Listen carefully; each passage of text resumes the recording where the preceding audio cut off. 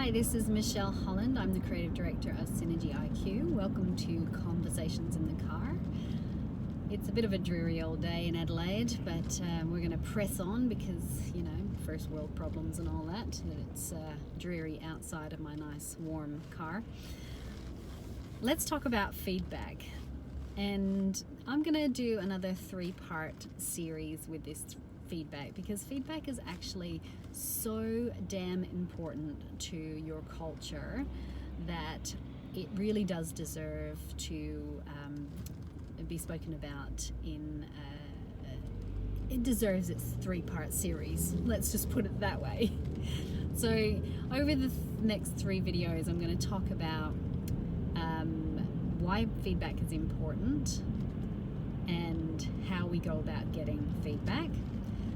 I'm then going to talk about a method of providing feedback, and I'm also going to speak about how we can make it easy for others to provide us with feedback, because it's in the receiving as well. So let's just start with why feedback's important and how we go about getting it. We are continually learning and developing. Just naturally as a human creature, we constantly observe the world around us, we take action, and we make corrections on a daily basis. We do this all the time. So for example, I'm driving my car right now.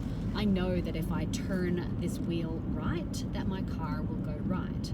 If I'm wanting to go left, which I'm just about to do now, go left, if I turned my wheel right, my car would give me immediate feedback that I was going in the wrong direction and that I needed to correct that action.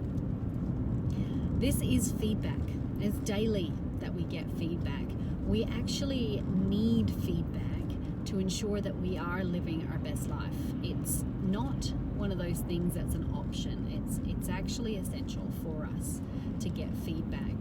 So we do get feedback in a very immediate action-oriented way. So when we push over our brothers and they cry, that's immediate feedback that that action is not something that we should do again if we don't want our little baby brother to be crying.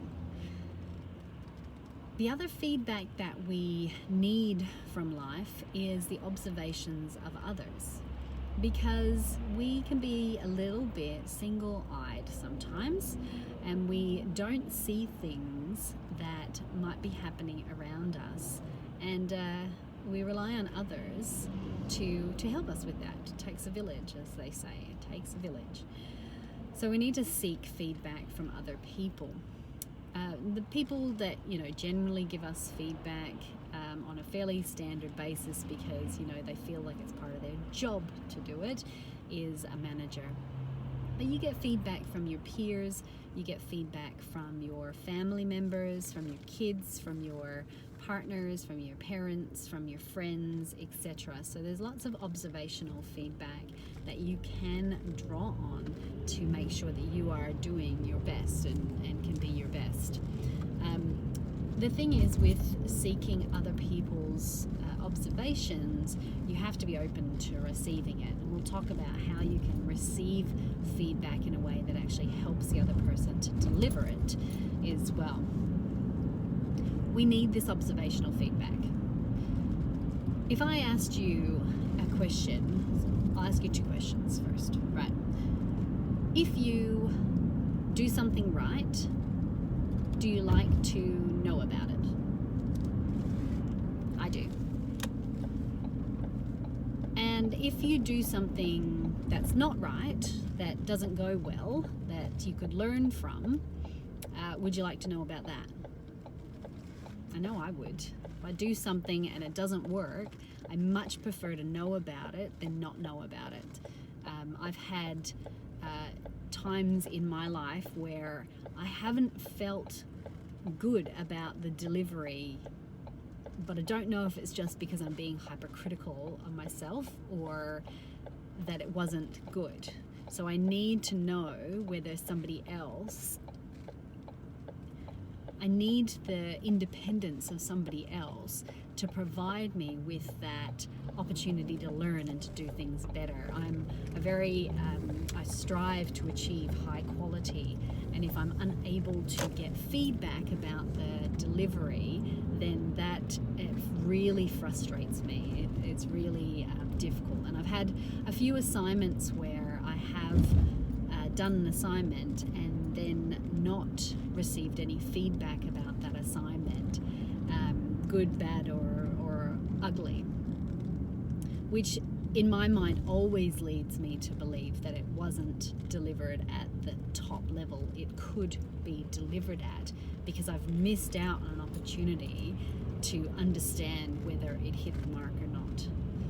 So it's really important to be able to get feedback, not just to feel good about what you did, but to make sure that you're always able to strive for excellence, and what you deliver next time you can learn and grow from. So if you're holding feedback back from somebody because you think that it's going to hurt their feelings or whatever it might be, then you're actually doing them a major disservice, and it is not right and not fair that you haven't provided that feedback to them. That is my firm belief, that you are only able to do your absolute best if you have people around you helping you and providing you with their observations.